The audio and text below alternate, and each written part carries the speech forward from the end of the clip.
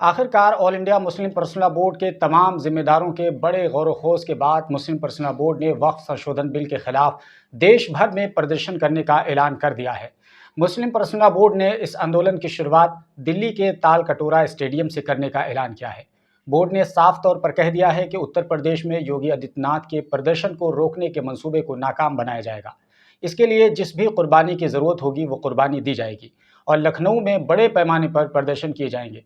आपको बता दें कि यूपी की राजधानी लखनऊ में पुलिस प्रशासन को अलर्ट कर दिया गया है और खासकर घंटा घर पर सिक्योरिटी को तैनात कर दिया गया है ताकि सीएए की तरह वक्फ बिल के खिलाफ भी लोग यहां पर इकट्ठा ना होने पाए। इसके अलावा लखनऊ समेत कई सारे जिलों में सीएए एनआरसी के खिलाफ प्रदर्शन करने वालों को चिन्हित कराने के बाद उनको नोटिस जारी कर दिया गया है और हाउस अरेस्ट भी किया गया है।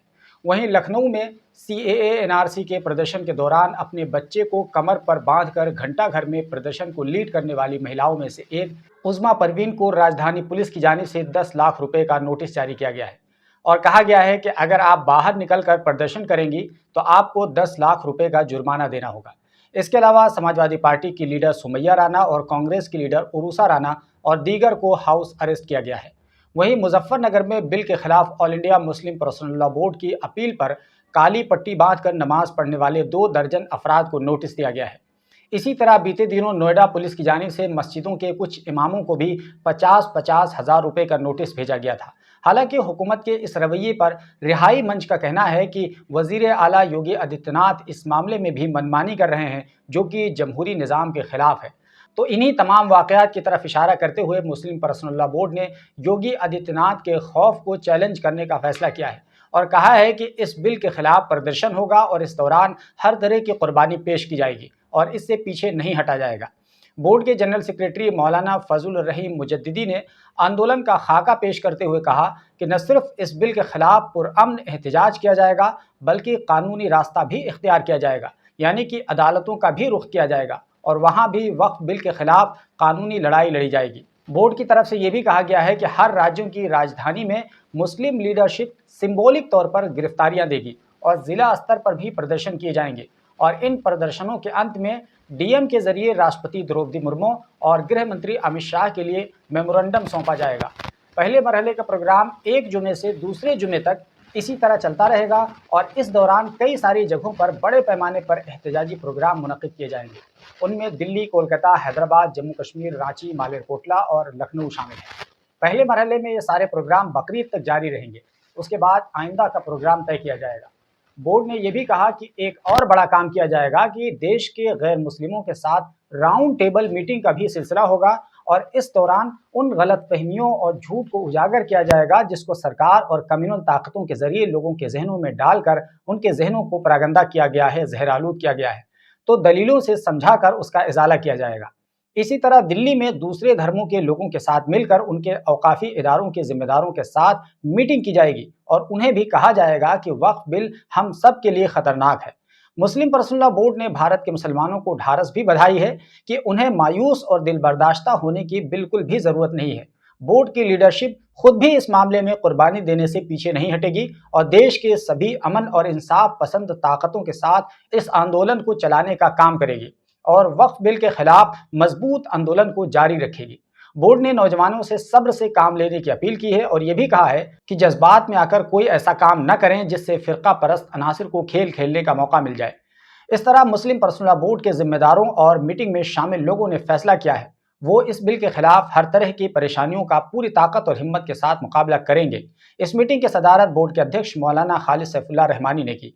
बोर्ड ने वक्फ संशोधनों को इस्लामी शायर, मजहबी और सकाफती आज़ादी, मजहबी रवादारी और फ़िरका वाराना हम आहंगी और भारत के संविधान के बुनियादी ढांचे पर हमला करार दिया है। बोर्ड ने उन पॉलिटिकल पार्टीज़ को भी जिन्होंने वक्फ बिल पर बीजेपी का साथ दिया उनके बारे में कहा कि उनका सेकुलरिज्म पूरी तरीके से बेनकाब हो चुका है। दरअसल नीतीश कुमार, चंद्रबाबू नायडू, चिराग पासवान, जयंत चौधरी और जीतन राम मांझी इन जैसे बीजेपी के सहयोगी दलों ने अब सेकुलरिज्म की चादर उतारकर फेंक दी है और उन्होंने पहले तो अलग अलग मौक़ों पर मुसलमानों की टोपी पहनी, कभी इफ्तार के मौके पर और कभी किसी दूसरे मौके पर, लेकिन जब समय आया कि इस टोपी का कर्ज उतारा जाए तो इन रहनुमाओं ने वही टोपी उतार कर मुसलमानों को उल्टा पहना दिया और साफ संदेश दे दिया कि तुम बहुत भोले और मासूम हो और हम तुम्हारी मासूमियत का दोबारा फिर से फायदा उठाएंगे। खास बात यह है कि नीतीश कुमार की पार्टी के कई सारे मुस्लिम लीडरान ने पार्टी से इस्तीफा दे दिया, लेकिन वहीं दूसरी तरफ कुछ ऐसे भी लोग नजर आए जिन्होंने बहुत ही बेशर्मी के साथ नीतीश कुमार और लल्लन सिंह का दिफा किया और प्रेस कॉन्फ्रेंस करके नीतीश कुमार के अमल को ठीक बताया। और इस नाजुक दौर में भी जब वो खुद भी अपने आप को इस चपेटे में आने से नहीं बचा पाएंगे, लेकिन चापलूसी क्या ही न करवा डाले, उन्होंने जोर जोर से चिल्ला चिल्ला कर इस प्रेस कॉन्फ्रेंस के दौरान इस हालत में भी नीतीश कुमार को मुसलमानों का मसीहा बताया। और जब प्रेस कॉन्फ्रेंस में मौजूद पत्रकारों ने इन नाम निहाद मुसलमानों से सवाल जवाब करना शुरू कर दिया, तो इन्होंने प्रेस कॉन्फ्रेंस को खत्म कर दिया और सवाल का जवाब देने के बजाय केवल अपनी बात कहकर चलते बने। नीतीश कुमार के मुरीदों में ये सारे लोग शामिल थे। इनमें कटिहार मेडिकल कॉलेज के चेयरमैन डॉक्टर अशफाक करीम, जनता दल यूनाइटेड के स्पोक्स पर्सन अंजुम आरा, अशरफ अंसारी, सुन्नी वक्फ बोर्ड के चेयरमैन इरशादुल्ला, बिहार मदरसा बोर्ड के साबिक चेयरमैन अब्दुल कय्यूम अंसारी जो कि पीछे बैठे हुए हैं, दाढ़ी रखे हुए हैं, जेडीयू के एमएलसी खालिद अनवर तैमी के अलावा और भी दूसरे लोग जो जदयू के अल्पसंख्यक मोर्चा के पदाधिकारी थे, उन्होंने आगे आकर नीतीश कुमार की शान में कसीदे पढ़े। और जब पत्रकारों के तीखे सवाल जवाब की बारी आई तो उन्होंने प्रेस कॉन्फ्रेंस को छोड़कर राह फरार इख्तियार की।